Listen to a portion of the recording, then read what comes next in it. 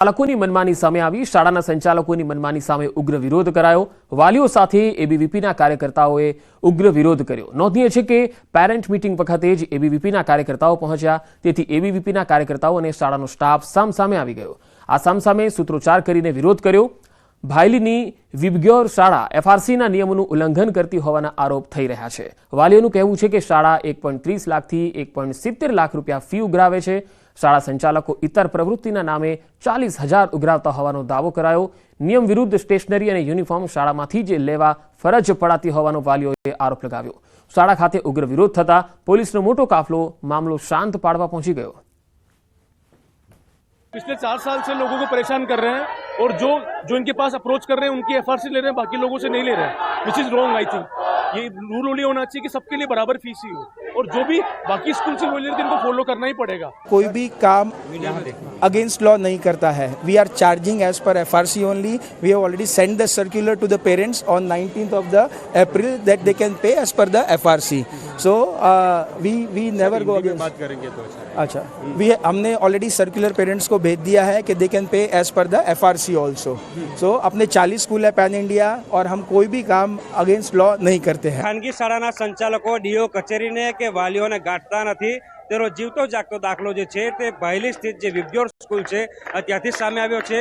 વાલીઓનો આક્ષેપ છે કે શાળા સંચાલકો એફઆરસીના નિયમોને માનતા નથી અને જે ઉઘાડી લૂંટ છે તે વાલીઓ સાથે કરી રહ્યા છે।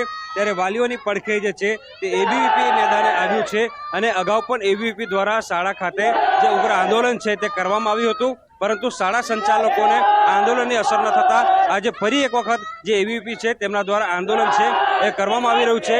અને બીજી આંદોલનની વાત કરીએ તો વાલીઓ પણ આંદોલનને સાથ આપી રહ્યા છે અને અત્યારે જે શાળા સંચાલકો છે, શાળાનો આખો સ્ટાફ છે અને જે એબીવીપીના કાર્યકરો અને વાલીઓ છે તેઓ સામસામે આવી ગયા છે અને ભારે ગરમાગરમીનો માહોલ જે છે તે અહીંયા જોવા મળી રહ્યો છે।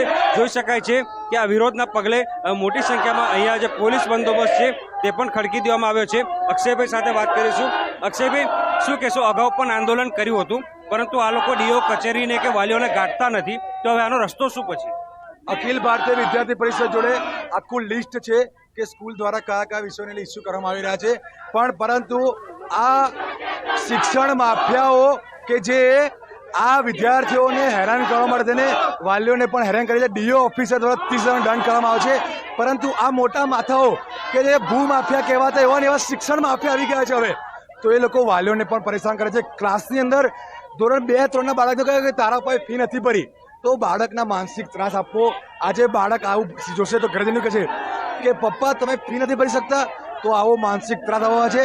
જે 1200ની કીટ છે એ લોકો 6,000માં આપે છે। એ લોકો એફઆરસીમાં કહેવા માંગે છે કે આ કીટ 1200ની છે, પરંતુ અહીંયા 6,000ની વેચે છે। આ લોકો સાંભળતા નથી, તો હવે આગળ શું? અમારી માંગ આજે પ્રેશર બનાવીને ડીઓ ઓફિસરને કહેવા માંગે છે કે આટલી ખરાબ સ્કૂલ છે છતાં તમે લોકો કેમ મારી પર નિર્ણય નથી લેતા? આજે આ લોકો પોતાની તાકાત બતાવીને આટલી મોટી સંખ્યામાં બહાર આવે છે અને મારામારી કરે છે, પોલીસને વચ્ચે લાવે છે। કેમ? અમે જુલમ કરી રહ્યા છીએ, અમે વિદ્યાર્થીઓના હિત માટે લડે છે, પરંતુ આ લોકો મારામારીના માર્ગે ચાલે છે। એમને એવું છે કે આ લોકો જતા રહે ઘરે અને અમારો જે સ્ટડી માફિયા છે, ભૂ માફિયાની જેમ જેમ અમે લોકો પણ આગળ નીકળીએ અને સ્કૂલ છે એ અગ્રેસર લઈ જઈએ, પણ એ અમે નહીં થવા દઈએ। અને એબીવીપી જે છે તે કહી રહ્યું છે કે તેમના દ્વારા આ આંદોલન જે છે તે ચાલુ જ રાખવામાં આવશે અને ડીઓ કચેરીને આજે શાળા સંચાલકો છે તેઓ ગાંઠતા નથી, તેવા પ્રકારનું નિવેદન જે છે તે એબીવીપી દ્વારા આપવામાં આવી રહ્યું છે। અત્યારે સ્કૂલની પરિસ્થિતિની વાત કરીએ તો ગરમાગરમીનો માહોલ છે અને એબીવીપી અહીંયા ઉગ્ર આંદોલન કરી રહ્યું છે, ત્યારે શાળા સંચાલકો, સ્ટાફ અને જે એબીવીપીના કાર્યકર્તાઓ છે તેઓ સામસામે આવી ગયા છે। હાર્દિક દીક્ષિત, ન્યૂઝ 18 ગુજરાતી, વડોદરા। અમરેલીમાં દેવળિયાના પાટિયા પાસે 24 એપ્રિલ રોડ અકસ્માતમાં સિંહણના મોતની ઘટના બની હતી। અજાણ્યા ટ્રક ચાલક સિંહણને ટક્કર મારી નાસી છૂટ્યો હતો। આ મામલે તપાસ દરમિયાન પોલીસે ટ્રક ચાલકને ઝડપી પાડ્યો। હાઈવે ઉપર મોટાભાગના સીસીટીવી ચકાસણી કરવામાં આવી। ટ્રક ડ્રાઈવર રાજેશ પઢારિયાને ટ્રક સાથે ઝડપી લઈ પૂછપરછ કરતા તેણે કબૂલાત કરી। ત્યારે આ મામલે સિંહણ સાથે અકસ્માત કરનાર સામે ગુનો નોંધાયો છે। તારીખ 24ના સાવરકુંડલા જતા હાઈવે ઉપર એક માદા સિંહનું મૃત્યુ થયેલ, જે બાબતે વન્યજીવ લીલિયા દ્વારા પ્રાથમિક તપાસ શરૂ કરવામાં આવેલ હતી, જેમાં ગઈકાલે સાંજે એક ટ્રક દ્વારા આ મૃત્યુ પૂરપાટ ઝડપે ચલાવવાને કારણે થયેલું હોવાનું બહાર આવેલ છે, જેથી ગુનો નોંધીને આગળની ધોરણસરની કાર્યવાહી કરવામાં આવેલ છે.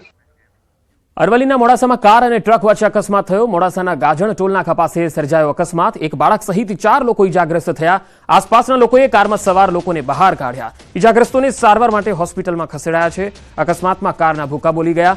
મોડાસા રૂરલ પોલીસે અકસ્માત અંગે તપાસ હાથ ધરી.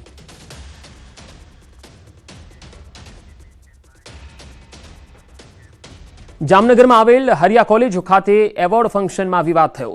એવોર્ડ દરમિયાન મુંબઈથી આવેલા સ્થાપક ટ્રસ્ટી પરિવારે સ્થાનિક ટ્રસ્ટી અને સંચાલક મંડળ દ્વારા જીનેશભાઈ શાહ નામના વ્યક્તિને સ્ટેજ પર લાવતા વિવાદ સર્જાયો. મુંબઈથી આવેલા ઓસવાડ એજ્યુકેશન ટ્રસ્ટના કાઉન્ટર ચેરમેન અને તેના પરિવારજનોએ જણાવ્યું કે જીનેશભાઈ શાહ નામના આ વ્યક્તિ સામે અનેક કેસ નોંધાયેલા છે. એવા વ્યક્તિને સ્ટેજ પર સ્થાન આપવું અયોગ્ય છે. આ મામલે પોલીસ ફરિયાદ પણ થઈ. આમ હરિયા કોલેજ ખાતે સંકળાયેલા ટ્રસ્ટી રમણીકભાઈ અને તેની સાથે તેમના જે શાળા છે જીનેશ શાહ આ સામે આક્ષેપોને લઈને ઉહાપોહ મચી ગયો હતો. અણગણિત ક્રિમિનલ કેસીસ છે, ચેક બાઉન્સીસ કેસીસ છે. એટલે આપણે જ્યારે 45-50 યર્સથી કારકિર્દી કરીને એક બ્રાન્ડ નેમ બનાવ્યું હોય અને આવા કોઈને આપણે સ્ટેજ ઉપર બોલાવીએ ટુ ગીવ અવે અ ગિફ્ટ ટુ ગ્રેજ્યુએશન લોકોને, he is nobody in the trust, એ કોઈ કમિટીમાં નથી, એમની ઓળખાણ એ જ છે કે રમણીકભાઈના શાળા છે અને એમને કોઈ કાળે કાંઈ invitation as a normal guest હતું. નોર્મલ ગેસ્ટને તમે બોલાવો તો બીજા બધા ગેસ્ટને ખોટું ન લાગે કે કેમ આમ કરે છે ને. આપણે આવા લોકો સાથે જોડાઈ જ ન શકીએ. જમ્મુ કાશ્મીરના પહેલગામમાં થયેલા આતંકી હુમલામાં 27 નિર્દોષ નાગરિકોના મોતની ઘટનાને દ્વારકા શારદાપીઠના શંકરાચાર્ય સ્વામી સદાનંદ સરસ્વતીએ વખોડી કાઢી અને ચિંતા પણ વ્યક્ત કરી. શંકરાચાર્યએ કહ્યું કે આતંકવાદીઓનું તો એક જ કર્તવ્ય છે, હત્યા કરો. ત્રેતાયુગમાં રાવણનું એ કર્તવ્ય હતું, દ્વાપરમાં કંસનો એ ધર્મ હતો. કળિયુગમાં આ આતંકીઓ રાવણ અને કંસના રૂપમાં ઉત્પન્ન થઈ આપણી રાષ્ટ્રીયતા પર હુમલો કરે છે.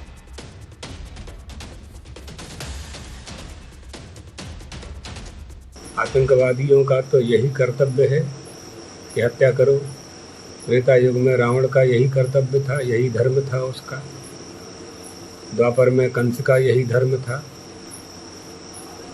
कलयुग में ये आतंकवादी रावण और कंस के रूप में उत्पन्न होकर के हमारी राष्ट्रीयता पर चोट कर रहे हैं.